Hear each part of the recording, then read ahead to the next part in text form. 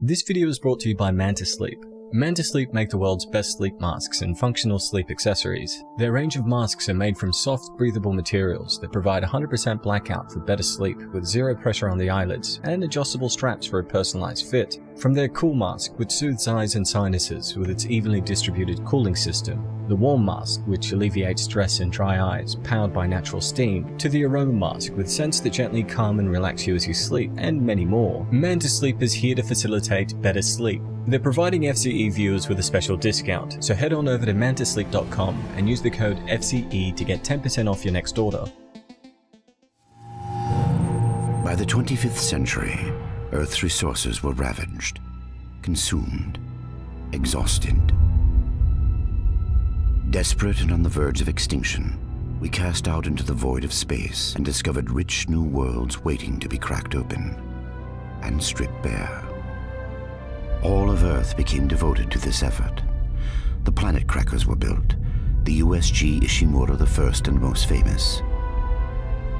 Planet cracking became routine. Its spoils kept us alive.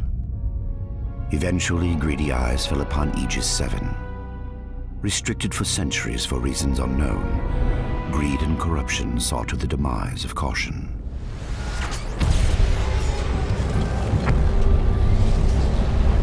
There, buried beneath the surface, an artifact, the Red Marker, long lost and long forgotten. The religion I once called my own had found its holy grail, the key to human immortality. Also in thought.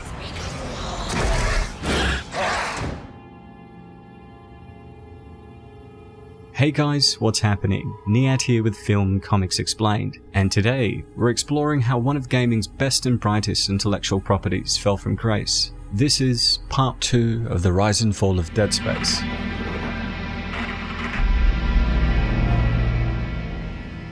After the release of Dead Space, EA Redwood Shores began to undergo a brand change, slowly gearing up for a transformation into a genre studio rather than a producer of licensed games. In the meantime, the company put out a handful of smaller titles, including spin-offs of the mega-popular simulation series The Sims.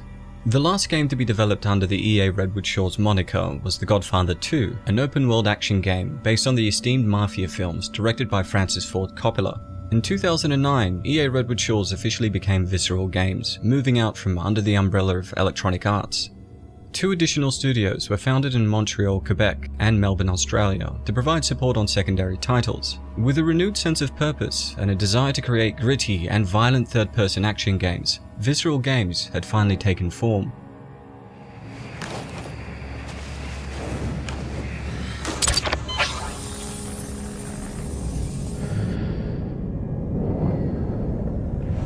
Come on, hurry up.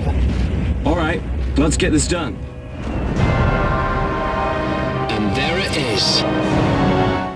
The first title released by Visceral Games was a Dead Space spin-off, Dead Space Extraction, which acted as a prequel for the original game. It was co-developed by the long-running Europe-based studio Eurocom, with most of the production occurring there. Released on the Nintendo Wii, this arcade-style rail shooter detailed the chaotic events on Aegis 7 as the local colonists, overrun by the emerging necromorph threat, attempt to escape to the newly arrived USG Ishimura.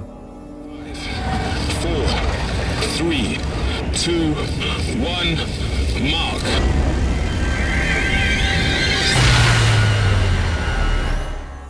Although Extraction was met with a positive reception, the game saw meager sales, barely selling 10,000 copies in the first week. The spin-off would eventually be ported to the PlayStation 3 as a marketing tactic for the upcoming Dead Space 2, but also failed to meet commercial expectations.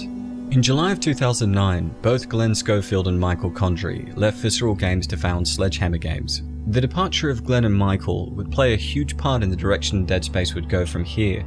Sledgehammer would of course later be purchased by Activision, going on to develop landmark titles in the series such as Call of Duty Modern Warfare 3, Call of Duty Advanced Warfare, and more. During 2009 and 2010, Visceral developed a new action game called Dante's Inferno, based on the classic Italian poem, The Divine Comedy by Dante Alighieri. At the midpoint on the journey of life, I found myself in a dark forest, for the clear path was lost, With satisfying hack-and-slash combat similar to the popular Sony franchise God of War, Dante's Inferno followed the eponymous character as he descends through the 9 circles of hell on a mission to rescue his beloved wife from Lucifer. While appreciated by many and received generally well by critics, Dante's Inferno failed to sell. Desperate for another hit, Visceral returned to the Dead Space franchise and began proper development on a sequel. Now under the creative control of Wright Bagwell, who originally worked as a senior gameplay designer in the first game, development on Dead Space 2 was approached in typical fashion.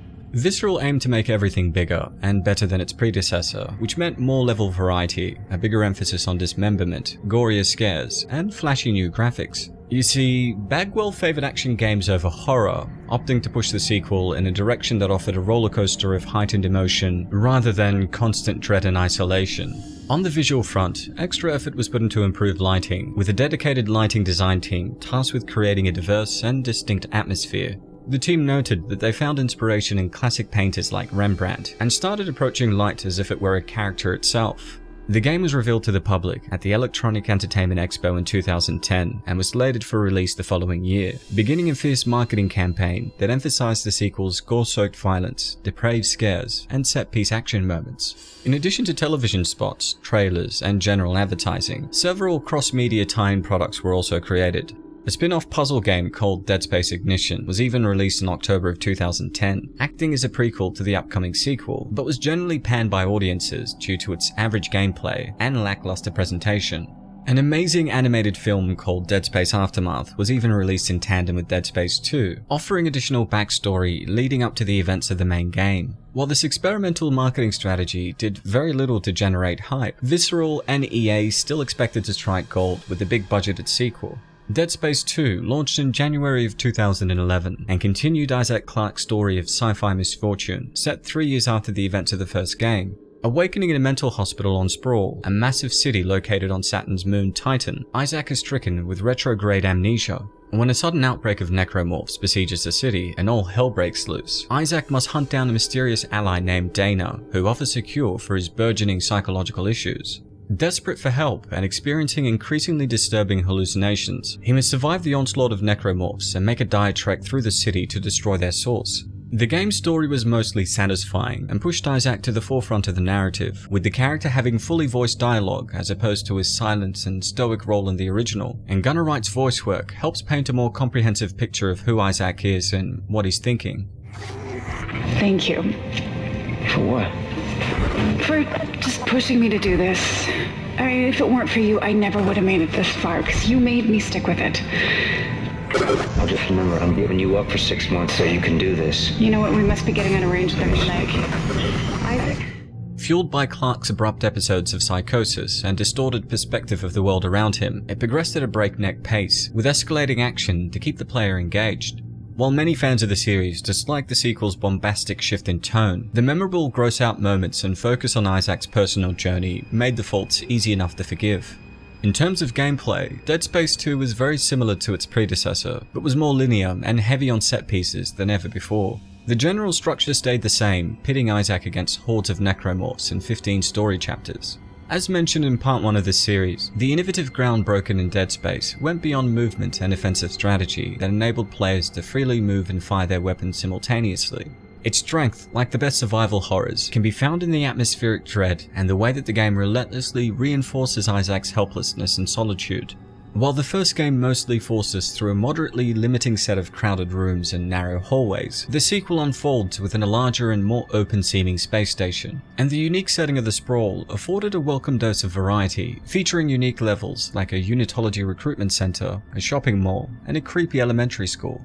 Some changes were made to combat, including a dynamic impalement system that allowed players to dispatch enemies with sharp objects and even their own dismembered limbs. Several new weapons were added as well, including the spike-firing javelin gun and the explosive detonator that launches proximity mines. These fresh tools of destruction were essential when handling the barrage of new necromorph variants, ranging from the acid-spitting pukers to infantile abominations called crawlers. In addition to the extra weapons, which, once again, come with alternate firing modes, we also have upgraded suits that were inspired by the Iron Man films released during development.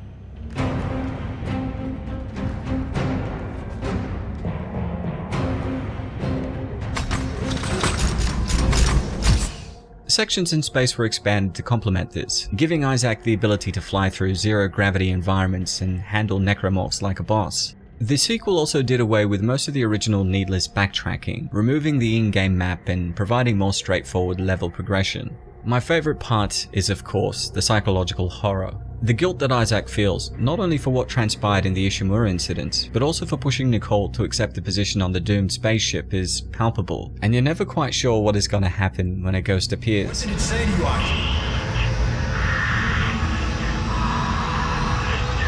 Isaac, can you... While the game's main campaign mode was considered a thrilling success, many were displeased by the messy and underwhelming online multiplayer. It didn't help that the entire design concept felt lazily cribbed from the popular cooperative shooter Left 4 Dead, released in 2008 by Valve. Like many other games of its time, Dead Space 2 contained a needless competitive component that felt tacked on and unoriginal. In the core multiplayer mode, 2 teams of 4 players participate in bloody battles, with one team playing as humans and the other controlling the ferocious necromorphs. The human teams would attempt to complete simple objectives before the time runs out, all the while the opposing team of aliens continually assaults them. While playing as different necromorph variants was enjoyable for a few matches, the entire experience grew repetitive fast. Further complaints were lofted at the online pass system created by Electronic Arts to curb their losses in the pre-owned game market. The system essentially required players to activate a one-time use code to access the multiplayer, which were included in new copies of the game. Players who purchased the game secondhand or borrowed it from a friend were forced to buy an additional code or be restricted from trying out the online offerings. Because of this, the multiplayer population evaporated soon after release, leaving a small blemish on an otherwise entertaining sequel. Like the first game, Dead Space 2 received extensive praise upon launch, with critics praising its high-octane pacing, enhanced combat, and intriguing narrative. Despite the overall negativity surrounding the multiplayer aspect, Dead Space 2 was eagerly purchased by players, with the publisher shipping nearly 2 million copies during the first week of launch. In the coming months, that number would double, with over 4 million copies of the game sold. While most publishers would see this as a glowing success, Dead Space 2 is considered a commercial disappointment by EA due to the high cost of development. Estimates put the cost of Dead Space 2's creation at approximately $60 million, with an equally expensive marketing budget. While the game was a worthy successor that dared to take some risks, the departure of Glenn Schofield and Michael Condrey is evident. Despite this, the fall of the series was just around the corner. Well, that's all for today, folks. If you enjoyed the video, don't forget to hit like and subscribe to stay up to date on all my content. And yeah, if you have any other suggestions, feel free to leave them in the comments below. As always, it's been a pleasure. Nihat here with Film Comics Explained. Thanks for stopping by. Isaac Clarke, is that you? Who are you? My name is Dana. I'm the one trying to rescue you. Why? What's going on? You're suffering from a unique form of dementia, Isaac. Something you contracted on Aegis 7. Why should I trust you? Because I'm not the one shooting at you.